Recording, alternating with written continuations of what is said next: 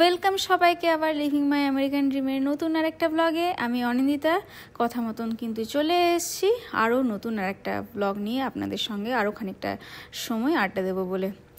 এখন বাজে সকাল 10:30 আর এর মধ্যেই দেখছেন চটপট করে কিন্তু রান্নাগুলো সব সেরে ফেলছি। তার কারণ একটাই, সেটা হচ্ছে যে তুহিন আগামী 2 দিন থাকবে একটু শহরের বাইরে, মানে ও যাচ্ছে শিকাগো অফিসেরই একটা কাজে, সেখানে 2 দিন থেকে তারপরে আবার ফিরবে। অনেকটাই দূরত্ব এখান থেকে শিকাগো, ওকে ফ্লাইট নিয়ে যেতে হবে, তাই একেবারে বাড়ির খাবার খেয়ে কিন্তু এখনও এয়ারপোর্টের উদ্দেশ্যে বেরোবে। চলো খাবারটা খাই। ওয়াও, মছলি।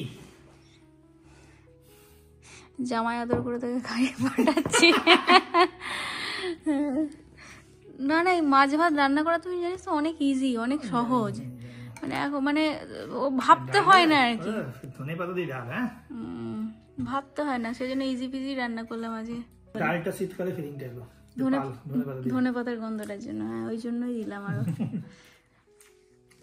ধনে পাতা ঘরে থাকলে কত কি এতে ইউজ করা যায় না, মানে হ্যাঁ খায়। চোখে দেখলে ওরা কিছু খায় না, চোখে না দেখলে ওরা সব খায়, এটা হচ্ছে ব্যাপার। দুজনেই কিন্তু টেস্টি জিনিস পছন্দ করে, মানে এই টেস্টগুলো পছন্দ করে, কিন্তু যদি চোখে দেখে যে গোটা সবজি বা গোটা কিছু, তাহলেই অসুবিধা। এটাই যদি একদম ব্লেন্ড করে মাখিয়ে খাইয়ে দেওয়া হয়। যখন আমরা ওদের বাড়ি ছিলাম, আমরা কত সবজি খেতাম বল? আমি সবজি খেতাম না। আমি খেতাম, ভাবতে কি খেতিস? হ্যাঁ আমি খেতাম, তুই বিশ্বাস কর, আমাদের বাড়িতে প্রচুর সবজি হতো, আমি খেতাম। মানে 2-1টা স্পেসিফিক জিনিস আমি খেতাম না, কিন্তু ফুলকপি, বাঁধাকপি, তারপরে তোর এই যে থোর, মোচা, আমি সব খেতাম, ভালোবাসতাম।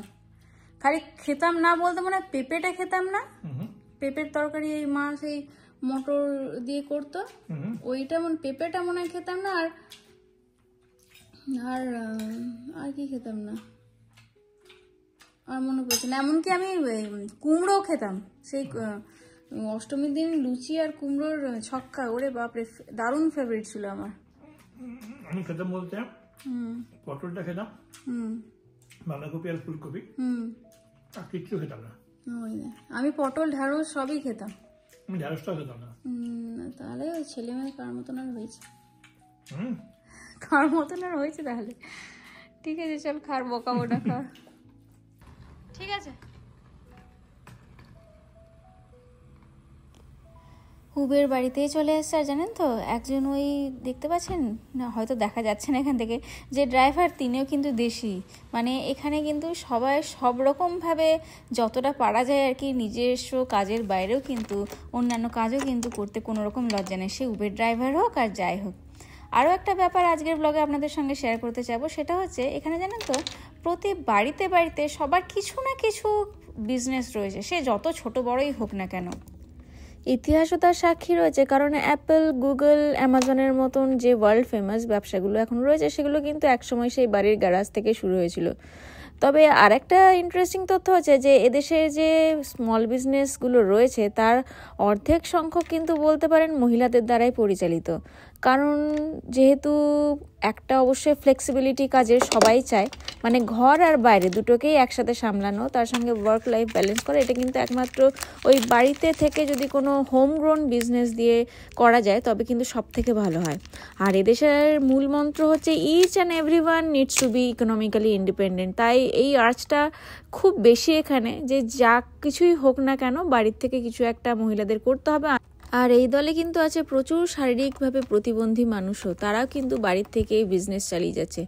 এবারে প্রশ্ন হচ্ছে যে এই ধরুন আমরা যারা ডিপেন্ডেন্ট ভিসায় রয়েছি, মানে H4 ভিসায় রয়েছি, তারা কি এদেশে বিজনেস করতে পারবে? তো সেক্ষেত্রে বলতে গেলে এদেশে H4 ভিসাতেও কিন্তু চাকরি বা ব্যবসা করা যায়, তবে তার জন্য অবশ্যই একটা এমপ্লয়মেন্ট অথরাইজেশন ডকুমেন্ট বা প্রথমে আপনাকে ইএডির জন্য অ্যাপ্লাই করতে হবে। এটা ওই USCIS এর কাছ থেকে আপনি I-765 যদি ফর্মটা ফিল আপ করেন, সেটা দিয়েই আর কি অ্যাপ্লাই প্রথমে করতে হয়। এরপরে একবার যদি আপনার কাছে ইএডি চলে আসে, তারপরে ধরুন আপনি কি বিজনেস করবেন সেটাকে ডিসাইড করে তারপরে সেই বিজনেসটাকেও কিন্তু রেজিস্টার করতে হবে। বিজনেস রেজিস্টার করার জন্য এখানে বিভিন্ন বডি রয়েছে, তার মধ্যে LLC বা লিগ্যাল এন্টিটি রয়েছে এমন কোনো সংস্থার সঙ্গেই কিন্তু আপনাকে টাই আপ করতে হবে। এলএলসি মানে হচ্ছে লিমিটেড লায়াবিলিটি কোম্পানি। আর তারপরে এলএলসির সঙ্গে টাই আপ হয়ে গেলে আপনাকে কিন্তু একটা ওই ফেডারেলের কাছ থেকে এমপ্লয়ার আইডেন্টিফিকেশন নাম্বার বা EINও পেতে হবে। তারপরে আপনি অল সেট ব্যবসা করার জন্য। যদিও পুরো তথ্যটাই কিন্তু আমি একদম খুব সাদাসাপটাভাবে বললাম, এইগুলো হয়তো আরও বিশদভাবে আপনারা রিসার্চ করলে নিজেরাও জানেন। তবে যেহেতু এই পুরো প্রসেসটার মধ্যে দিয়ে আমরাও গেছি, মানে আমার আজকে বলতে দ্বিধা নেই, আমারও কিন্তু একটা ছোট ব্যবসা রয়েছে, আমারও একটা এলএলসি রয়েছে যেখানে কিন্তু আমি আমার হোমমেড নানান রকম প্রোডাক্ট বিক্রি করি, মানে আমার রয়েছে রিটেল বিজনেস।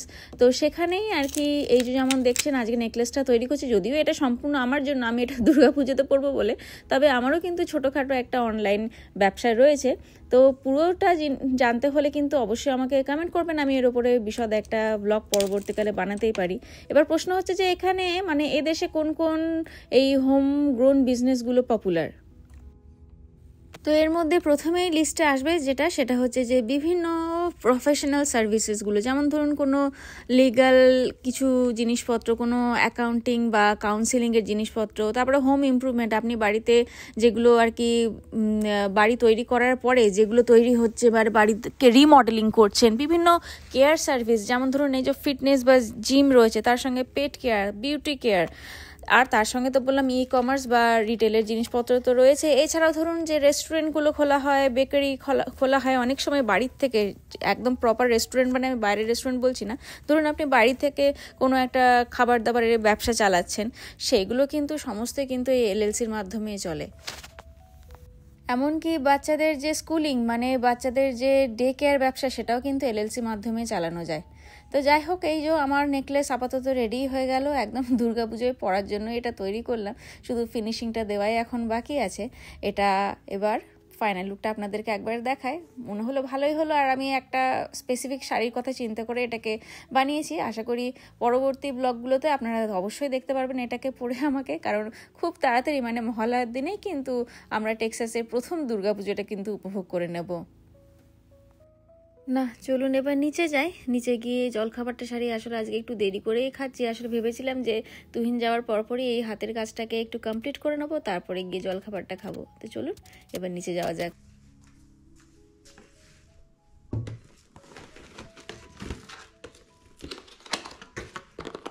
আগের দিন কস্টকো থেকে এই জিলিপিগুলো এনেছিলাম, এটা আমি একটা শর্টে দিয়েছিলাম, যদিও আমি দেখাইনি। তো কস্টকোতে গিয়েছিলাম এই 2 প্যাকেট জিলিপির, একই রকম টেস্ট তো একই রকম হবে, কিন্তু আমি জানি না কেন কালারগুলো আলাদা, প্যাটার্নটা একটু আলাদা। তো একদম কস্টকো এখন ভরে গেছে। বলেছিলাম যে ইন্ডিয়ান মিষ্টিতে বিভিন্ন ধরনের মিষ্টি আর তার সঙ্গে জিলিপিও ছিল, তো আমরা এই জিলিপির একটা প্যাকেট নিয়ে এসেছি, মিষ্টিটা আনিনি।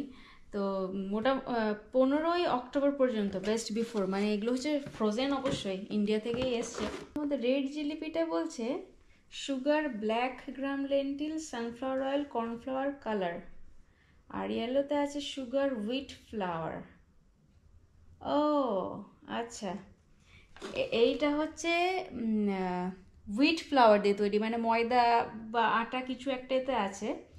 আর যেটা রেডটা ওটা হচ্ছে ওই ব্ল্যাক গ্রাম, মানে কোনো একটা ডাল থেকে, ডালের জিলিপি, এটা দুটোর মধ্যে ওটাই ডিফারেন্স। ওকে ওকে ওকে ওকে, হ্যাঁ। আর এটা কিন্তু এসছে, প্রোডাক্ট অফ ইন্ডিয়া কেরালা থেকে এসছে, কিন্তু processed and packed by some exporters from কেরালার প্রোডাক্ট এটা। তো এই দুটো নিয়ে আসা হয়েছে, একদম সুন্দর।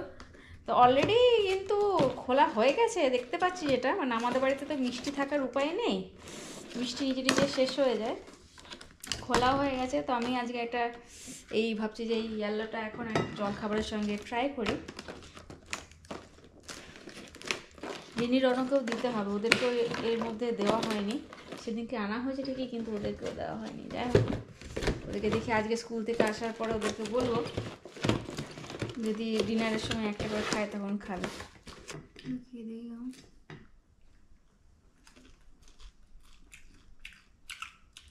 ভীষণ মুচমুচে, আমার এই জিলিপি এটাই ভালো লাগে, বেশ একটা টকরক ভাব থাকে। একবার জানেন তো মেলায় গেছিলাম